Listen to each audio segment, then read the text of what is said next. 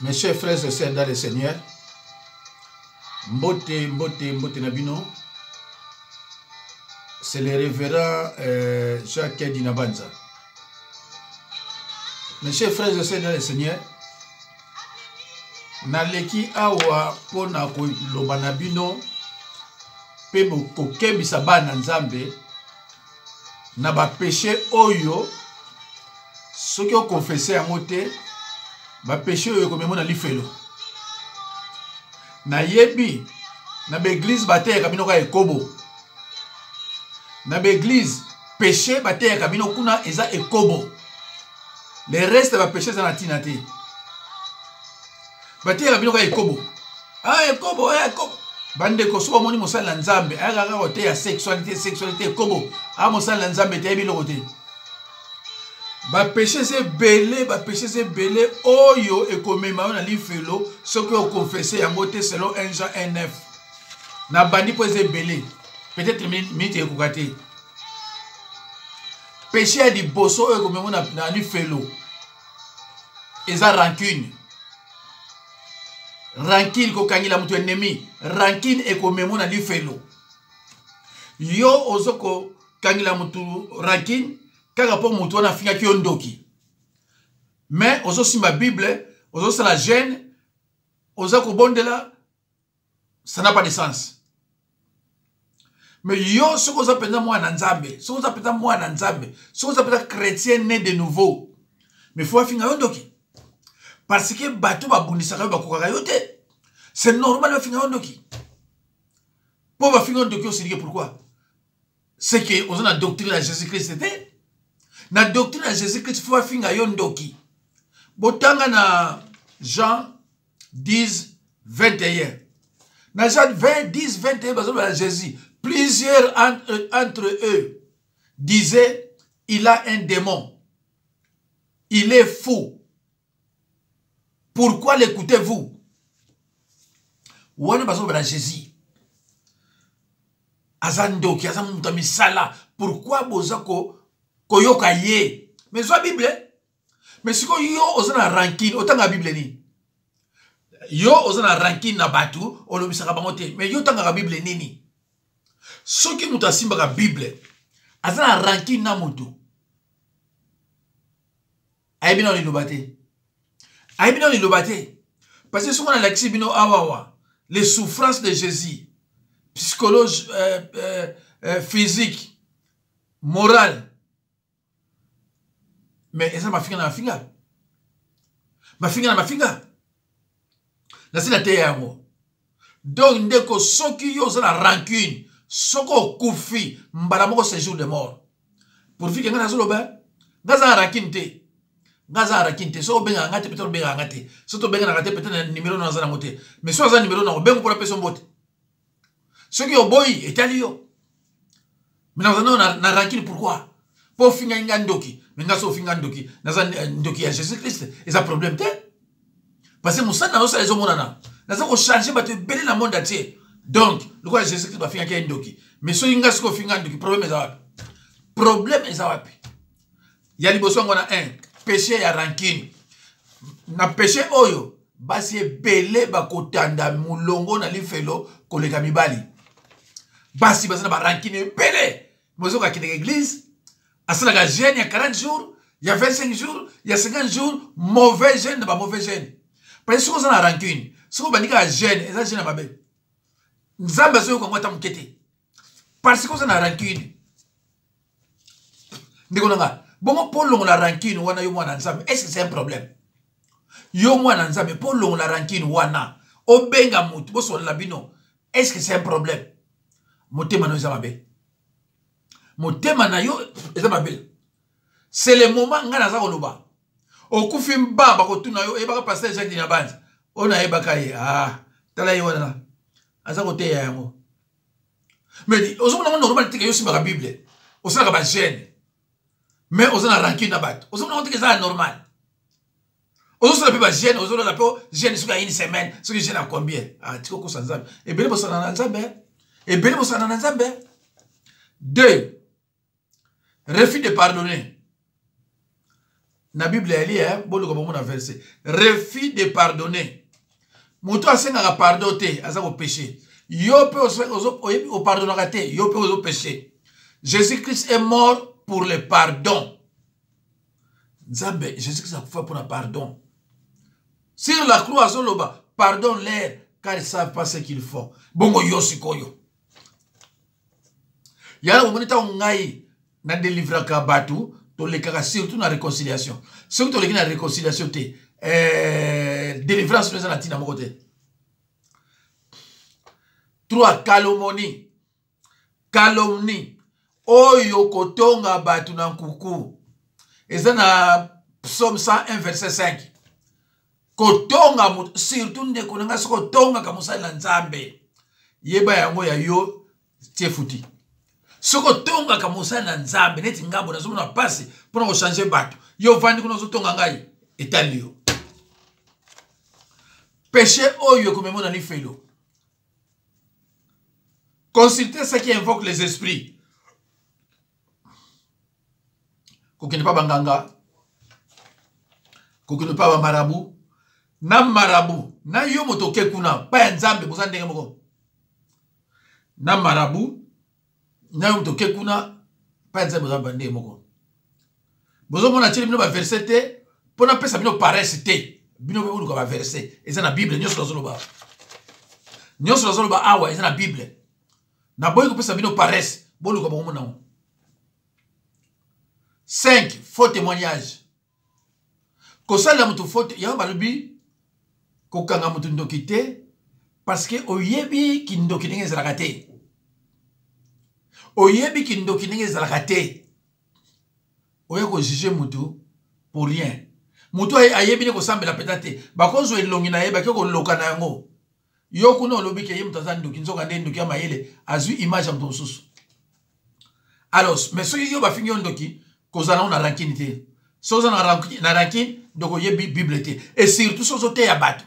Bato ba yebi kozana rankine bana Nzambe. Ba yebi kozana rankine. Ame faut atike église voilà. Soki bato ba yebi ke yoza mosana Nzambe otonga ka bato. Ame non, faut bato ba ki na église voilà. Parce que ça ne vaut même pas la peine. Na doctrine na biso biloko ya ngoyo. Soki biloko zo respecter yango te, ozana doctrine na biso te. 6. Désobéissance à la parole de Dieu. Ce que vous désobéir, il y a désobéissance et pas un pasteur. Désobéissance n'était pas nanga. Ministre de Dieu dans l'évangile de Jésus-Christ. Nzambe tienga wana pona bino. Yoso désobéir pas nanga ozana réussite. Peso kufi mamoli felo. Invoquer les faux dieux. Voilà. Détruire les temples de Dieu, c'est un péché comme Mayo. Adultère, c'est un péché comme Mayo dans ce jour de mort. Ceux qui ont confessé à côté, dans son péché, ceux qui ont confessé à côté, au Kendekuna, c'est un péché moko ya pamba, confessé à mo, confessé à mo, ici. Donc, bima na rancune. Benga muto yo, oyo kangila ennemi, bosolo na bino. Et si il y a passé, ngai lundi na kobenga yo, so na bengo lundi te na kobenga yo mardi. Soki na bengo lundi te na kobenga yo mardi. Soko yambanga te, Nzambe azolo kum. Pour vivre na bengo yo. Ngana banga masumo. Susi na ngai ala kana kutana Nzambe boy. Mukona okende. Nakutana na ye boy. Susi na ngwana. Et ngana se plisa kabata mokili. Nani ngate na se plisa kabata mokili. Mais fona se plisa de Nzambe. Sorcier, sataniste, féticheur, marabout, charlatan. Bozalaka déjà na monde atene. Bozalaka déjà lifelo. Bozalaka déjà kuna bino, bozalaka déjà kuna. Donc soko lingi ba réduire ba peine na yo. Tu dois quitter les ténèbres. Si tu quittes les ténèbres, oye côté de biso. Dans le but que okene lola balamoko pour oliabato. Mais si tu li felo pendant 100 ans, bako réduire 50 ans. Au moins avantage ça nango. Mais le rôle lié batu, autant ça bon makila. Même soki o écouter na biso. Ko kasate ke okena lola te. Na peine na yo, soki ya ki 100 ba ko réduire yo peut-être 50. Au le canal jugement. Après 50 wanande kuna ba ibini ba osa pona yo. Pasteur sorcier sataniste. Pasteur sorcier et sataniste. Nete ba denile si ba walesa mukuna ba kalambai ba ifonge ba zembele ba Moïse Mbiye. Donc ba wana so ba kufika mbala moko séjour de mort. Et ça, on a un problème. Donc, si on a un séjour de mort. Parce que Bazalaka déjà kuna. Bazalaka déjà kuna. Donc, c'est les chances qu'on a bango. Ba quitter les ténèbres. Ba yana ngamu na biso. Malgré ba yana ngamu na biso. Le col là, ba teyaka doctrine o ya biso te. Ba sacrifier batu. Pour ba soka bambongo ebele na musala wana na kombo ya Jésus-Christ. Ba ok na jugement. Après jugement. Ce qui n'a pas fait 200 ans. Au lieu de ça, 100. Au lieu de ça, 200. Au lieu de ça, 100. 100 moussous. Aux yeux grâce na yango. Ni tu vas déniler si. Bango, passage à l'effet des obligatoires. Olinga tes obligatoire. Quand ça te que yo so lia batu. Na o alia na batu te. Bilon balé beaucoup kani. So ça dit repentance. Te. Beaucoup te. Yo o lia batu volontairement. Oko samba. Oko yeba peine na yo. Mais lorsqu'on a une confession et repentance, de toute façon, une confession, une repentance sincère, et pas de nous à côté. Bon, tout le bagage qui est, au salaire qui est en haut, au regard du jugement, qu'on n'a pas eu une sentence na yo, qu'on n'a pas eu une yo, yo, au salaire nini. Voilà. Donc, quand on sait que mon tour, oh, il y a des batute, na yo, to lia batu, sur le salaire repentance, binon balé bokina lola te, voyez Bible te. Bible le dit, je ne tiens pas les coupables pour innocents. Bible te le dit bien quoi? Nombre 14 et 18. Je ne tiens pas les coupables pour innocents. Voilà. Donc, tant qu'on lié à Batu, yeba yango, que ce qu'on y a dans biso, on a la réduction de peine. On a la réduction de peine. Mais, 100 jours, on a eu au bête na l'ifelo. Et 100 jours, nous sommes à grâce. Parce que mon thème na yo, et quand on a souligné à la quitté, ce qui papier, on a nié founé yango, na repassé yango, et quand on a souligné à la quitté. Vol, qui m'a yubi, et mon alifelo. Refus de prier sans cesse, refus de prier sans cesse, et au moment de ce jour de mort. Refus de lire la Bible constamment, la parole de Dieu. On lui dit qu'on mingité, ils ont péché pour les chrétiens. Bon, avoir l'esprit de Jézabel directement dans ce jour de mort. Pasteur, femme pasteur. Oh, on a moi aussi, dans un pasteur, direct. Même si direct, direct. La doctrine n'a pas Jésus-Christ, et ça t'est. Jésus-Christ a tchèque moi si n'a pas embêté. Jésus-Christ a tchèque moi si n'a pas embêté. Jésus-Christ pour moi si. A que même qu'on prêche parole, n'est évangéliste. La Bible est athée. Donc, moi, c'est ce qui n'est pas prêché parole, la Bible est athée. Est donc, ce qu'on dit, moi, si, as un pasteur, a terminé pour soi l'église, as un esprit à Jézabel, le coup, as un esprit à Jézabel, de soi, koufika pas direct. Yo pe mouto qui n'a pas ressemblé à moi, si. Oh, moi, si n'a pas un pasteur. Ce qui yo au koufi, mbalamoko, c'est jour de mort. Et ça, tout le monde s'en battait. C'est le moment dans le bas. Pasteur Nengaï. Moi, c'est un pasteur. Depuis que moi, c'est un pasteur. Moi, je suis un pasteur. Il faut prêcher, à délivrer. Délivrer, c'est à quoi monter? À quoi délivrer, c'est? Bon, moi, je suis pasteur. Dans les bossas, je suis un pasteur. Voilà. Moi, c'est un pasteur. Je suis un pasteur. Je suis un pasteur. Kokini maternité, ko repasser babiloko. Mais musala moi c'est moi na ba cuisine. Musala moi c'est ça makambu ya nzambete ya ko sala pasteur. Ote ma sœur de va mbali. Bible bi mbali za mokonzi. Yo siko o fuki misaye. Na lobi on pe boyoki. Alors, refus de mettre en pratique les 10 commandements. Exode 20. Si tu as pratique tes péchés, il y a expliqué déjà. Ok, Kolobara Mutundoki est interdit dans la Bible. Kolobara Mutundoki est interdit dans la Bible au péché. Refus de donner les offrandes au Kenelifelo. Refus de donner les offrandes au Kenelifelo. Jésus, quand il y a mon telemi et pas il va te makabo. Jésus, il y a mon telemi et pas il va te faire offrande. Personne qui mbongo wa liya ki amuna batunaye. Bon yo siko yo zo kausa mbongo ya pasteur. Ozo pesa offrande te. Ceux qui mbala mo kufa ki sa ko pesa offrande, mbala mo na séjour de mort. Na bazo yo kingai. On a 20. 21. Refus de s'aimer. Refus de s'aimer. Basalo délivrance. Hôpital au fait des athées. Au boy ko s'aimer au kimi. Au robé sa délivrance là yo. Mbala moko. Séjour de mort. 22. Refus de donner les dons à l'église. Yo, on peut ça va donter.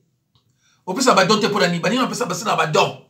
Netingai décembre leki. Basali qui va don, ça va don. Dans ceux qui sont tracés chemise, ceux qui whipper la chaussure, bas chaussettes sont combien? Balanza basali don. Deni nzambe pas mon la bonté. Na bino muto yebi ngate bo samela pa ngate. Botini langa ba don. Botini langa bo frane na bino. Bosemaka, nzamba kupambola bino po fongola banzela. Mais Satan atinda ka bandoki, ba prêcher bino ko pesa offrande te, ko se mette. Soko moni mutande on ayeba ki sataniste. Yé kuna na monde ya ténèbres asemaka. Ko seme na yeza ka ba cher humain. Makila misunu ya batu. Yango na yesema kuna. Bino bozo seme na mbongo wa mutoki. C'est différent. Alors, refus de soutenir les pasteurs. Pasteur, il faut soutenir. Pour avoir un double honneur. Respect, pour soutenir financièrement. Il faut essence. Il faut qu'il y ait un pressing. Il faut la propre. On a zoloba et zandengwana. Ce qu'on a dans la Bible, dans Actes des Apôtres 28, les 2 derniers versets, 30 à 31. Paul, à Rome, Batozo Futirendaku, et ça qui va dimi. Batozo lesaye, et ça qui va dimi. Bato wa pese mbongo, et qui va dimi. Ngaïte mtou la fondé ango, soit dans la Bible. Actes des Apôtres 28, 30 à 31. Ce que kuna omona onga na zoloba. Il faut que soutenir Moussa Lanzam. Moi, on me soutient. Bato Moussa Bazala, Basambe la panangate. Azan Allemagne, Azan Païmo, Ayoki Mateya, Ebeti, Abeninga, Aime Pasta, non, Pesa na combo. Nabine dit, Jacques Dinabanza habité, le prénom Lukeba, non Dinabanza, Ria, monogramme. Voilà. Ma bengagai, ah, Pasta, ni Mateya, no mo boy, ah, te, nana bana, vime touchenga, fona seme. Mais ça me l'a pas engagé. Mais Mateya o yanga landi a semé. Si on veut nous bani. Alors je suis landaka. Il faut que na limia bango ba yebi baza côté nini. Bango ba yebi baza côté nini. Ceux qui baza nzambe surtout baza nzambe te. Mais na yebi baza nzambe te. Alors manque d'amour. Manque d'amour. Dans le monde spirituel, il y a 2 royaumes. Le royaume de Dieu, là où il y a l'amour, et le royaume de Satan, là où il n'y a pas l'amour. Puisqu'il n'y a pas l'amour, il n'y a pas aussi le Saint-Esprit. Mais dans le royaume de Saint-Esprit, il y a l'amour. Alors, mouton ya boyaka. Aboyaka, ko pardonner, il y a haine. Haine est nzambe te. Haine est doctrine na biso te.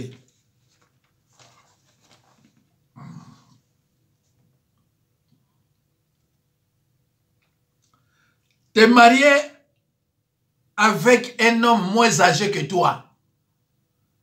Yo, maman, comme au bangé, comme au colo. Vous avez bala na moi bato mobali ya muke. Pour tikle ba sema sama be, pour ça déjà divorce. Au coup fait la 3 mibali, si kozo ke ndezo ka sonité, kozwa mobali ya bato ya mwana muke. Na Bible ezate. Na Bible ezate. Na Bible moi si abala mobali ya mwana muke azate. Alors yo soko bali mobali ya mwana muke yeba ke direct. Nali felo. Verset na Bible oyo mubali abali moi c'est mon colo ezate nabi ezate soko lingi ko répondre nga na okomate tshilanga verset oyo moni kezali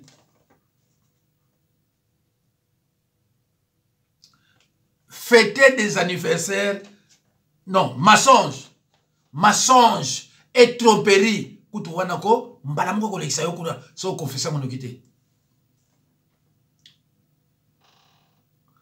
fêter tes anniversaires de naissance.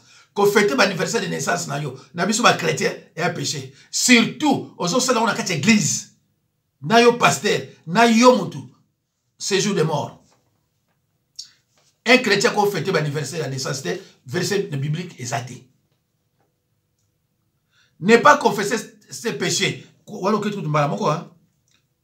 Tromperie, homosexuel, lesbienne, oh direct. Mari de nuit, femme de nuit. Ozali tout la mokili. Ba association, ba mariage, ba bibembe, koloba téléphone. Adi, wana kutuko direct. Bible lui-même n'aimez pas le monde, ni les choses qui sont dans le monde. Yotanga la Bible ni. Otanga la Bible ni. Bible lobi Luka liboso elongi na nzambe. Yé kozano prioritaire. Yo priorité bibembe, ba mariage, pas association, pas musique, ba likelemba. Priorité la yo yangwana. Mais ba kotuna yo ha, oyebi pasteur Jacques Diabanza. On a yebi to benga ke pasteur am Congo. Ah, oyo ka maka malobaka. Oh te, merci. Una.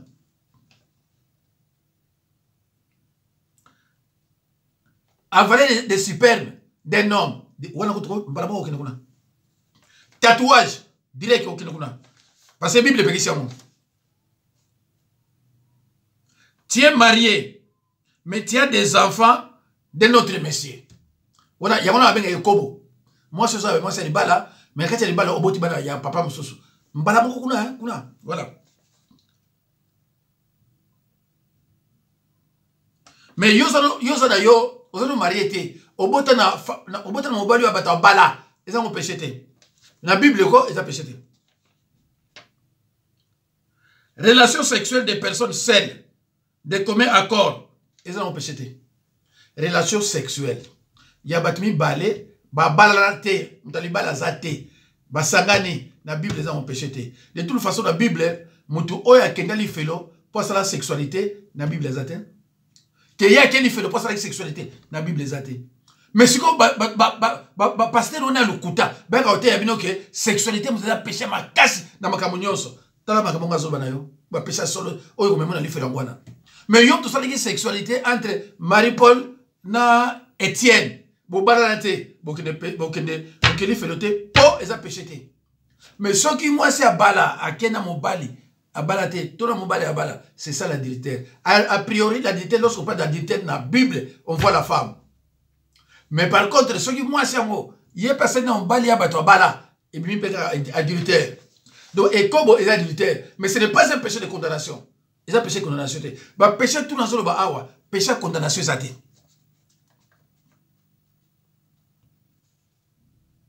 Relation sexuelle avec la femme de ton père. Ah, voilà, ok, nous avons 1 Corinthiens 5:5. Voilà. Ici, il est ok. Viol sur mineur. Ou bien viol tout court. Viol. La femme, on la demande. Ceux qui ont violé, mbalamoko. On les rakuna. Ko pesa bana batu kindoki. Ah, d'ailleurs kutuko. So pesa bana batu kindoki. Voilà. Kodia c'est la sorcellerie. Kodia est kindoki. Donc, direct. Relation sexuelle à l'anus. Ok, les félo. Avoir peur des sorciers. Kobangandoki. Et un péché. Ne pas se marier, ce n'est pas un péché. Ne pas avoir d'enfant, ce n'est pas aussi un péché. Au bout de la péché. Au bas de la péché, on peut pécher. Manger à l'église, c'est un péché. Mariage à l'église, c'est un péché. Et c'est la Bible était. Quand ça, le mariage dans l'église, et c'est la Bible était. Et c'est la verset ni. Quand on lit à l'église, moi, je me tout ça, anniversaire de l'église, bah, kalingi, bah, poisson, na nini, et bah, meni na ba ji, tout ça, na ici, c'est un péché, maman. Oh, pasteur Ngabi, asa pasteur te, pasteur Zanga, ah, pasteur te, c'est un péché, Bible était. Suivez les enseignements ou prédications des satanistes. Ok, yo yebi ke mutu na ka okosa bino. Oh, nazaraki documentation nzamba yokinga mawa. Oh, nazaraki nzamba lokotinga. Oh, nazaraki sataniste nzamba lokotinga yi. Ya ona biko prêcher. Nzamba lokota sataniste te. Nzamba lokota société. Na Bible version des athées. Et ça bino ko sataniste ba yebi bino. Nzamba lokota ndukite. Nzamba lokota société sataniste. Ah non? Ce qui est là, il faut que il y a Moalesa, Mukuna, Moïse Mbiye, Denis Lessi. Ah, mon vieux, il y a que Nzila et moi si, hein, ok, depuis tant qu'on a. Nous avons averti, mais non, hein. Ce qu'on a bien, il y a qu'on a battu Marcelo, il y a ok, ok, Kola na matea niti ya mutomo na yoga asuki bosta. Ah, baba sala nzate okina. Bande ko bokona histo nyo. Soki boki ngai na obina yo ke oya za musala na nzambe te. Kocha tembete so ebimi na mnona nga. Hein? Kocha tembete so ebimi na mnona nga. Po yo ebite. Nga na ko péché te, mutomo musala na nzambe ko lo bakeza musala na nzambe te. Ah non, je ne prends pas de risques comme ça. Mais so na bina yo ke oya za musala na nzambe te. Neti ba Marcelo bah Bosta, bah Denis Lessi, ça sont des aventuriers de mauvais goût. Ce sont des stars. Bah ça, bah star. Il y a Satan. Mais bah ça, bah ça, il a embêté. Yo, peut-être, y habité. Mais quand tu as peut embêté, hein, bah Kalambay, bah Moïse Mbiye, eh bah ton agnon, son ça, dans la été. Mon ça, dans la go, ça n'a été. Merci. Juger les gens du dehors. Bible le biso to juger bato ni bandate neti ba bolomede so na ba fali to ko juger ba ngote parce que ça bato ni banda so ngo juger nga neti na hotel ya boyolo ba ke non passer au kosi verset biblique yangoyo voilà o dénoncer ngai ya ba bete ngana ko répondre yo et na préférer so dénoncer nga na vidéo monde atié ba yeba ke yo so ko dénoncer nga qui n'a pas dit le bâté, n'a pas cosa. N'a pas répondre. N'a pas tardé, n'a pas pensé, n'a pas répondre. Enseigner les fausses doctrines. Enseignement Yamabé. Ok, nous avons fait l'eau. Dans ce jour de mort. Refus de travailler. Un chrétien qui est en bonne santé, moins de 60 ans, et refuse de travailler.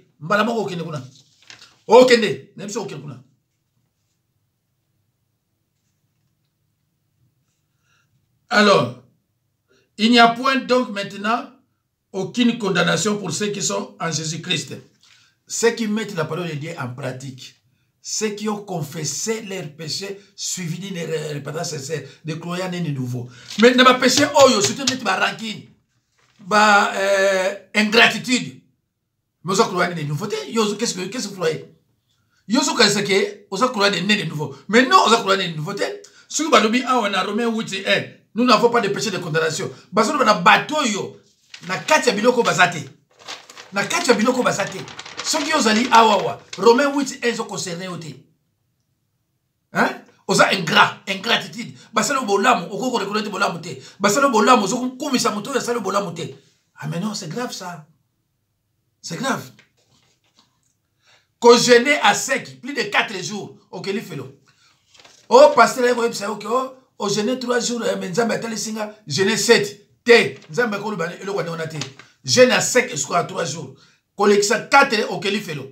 Na prévenir binon. Prière de vengeance, c'est raté. Et ça péché. Na Bible, prière et vengeance, elle raté.